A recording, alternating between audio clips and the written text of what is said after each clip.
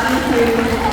So I'm Dr. Marisol Don Cristobal, a honor of the very beautiful and obedient daughter, Sia Isa Cristobal.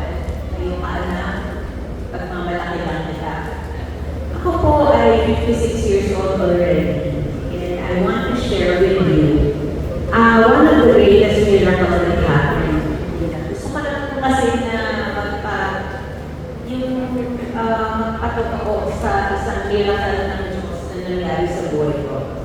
Sabi ko nga po nung ako yung nag-lecture before, marami na po akong pinagdaanan ng miracle. I was born 1968 and I got the polio virus and I almost lost my life. Muntik na po ako mamatay, 1 year old po ako. Kanina pinapakita ko sa anak ko yung picture ko nung ako yung last 1 year old na nakatayo pa. At hindi na po nangyari yun.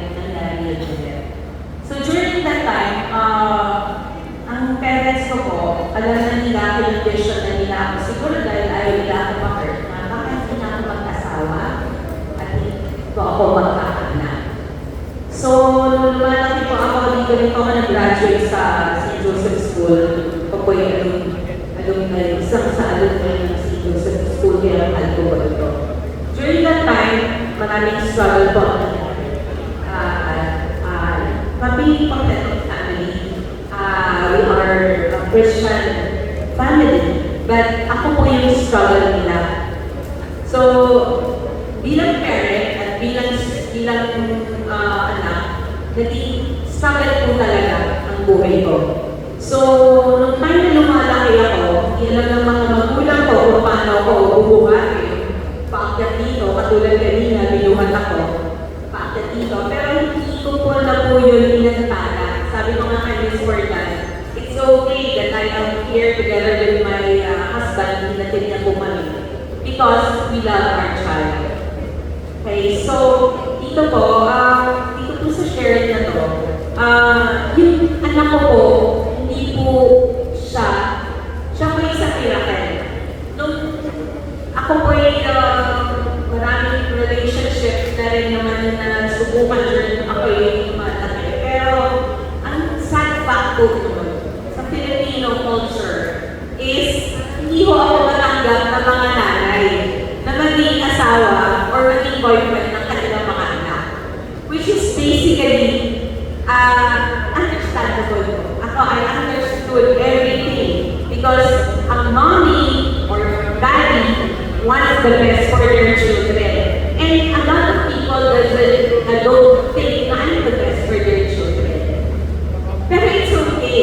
Kasi follow with God's grace, no? Yung pagmamahal ng Diyos at yung grace ng Diyos na binigay sa akin, natanggap ko po yun lahat. Meron dito po, hindi ako gusto, hindi ako nakikita maganda or mabuting tao, pero meron naman dito itong nakikita po nila mabuting tao. Tama po ba? Let's face it talaga gano'n. Kaya ako, si Sia, pinagmangalakan ko siya kasi nung nakilala ko po yung tatay niya, pangalan po kami magkapatid. Hindi ko akalain po sa talang buhay ko, hindi ko akalain na siya po yung mag-develop sa aking kakagusto at kami magmamahalan ng 15 years ko.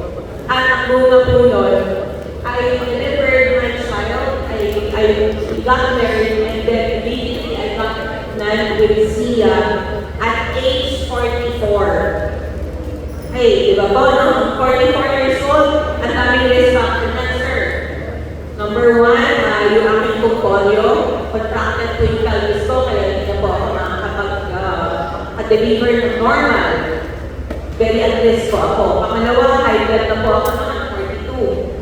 Pangatlo, irregular po ang menstruation ko. Imagine niyo, God is so good. Irregular po ang menstruation ko. Tatlong beses lang po ako mag-regular in a year. So basically, that's amenorrhea. So hindi yun nakakapag-produce ng ovum. At syempre pang-lima po yung age ko. So ito po, maniwala po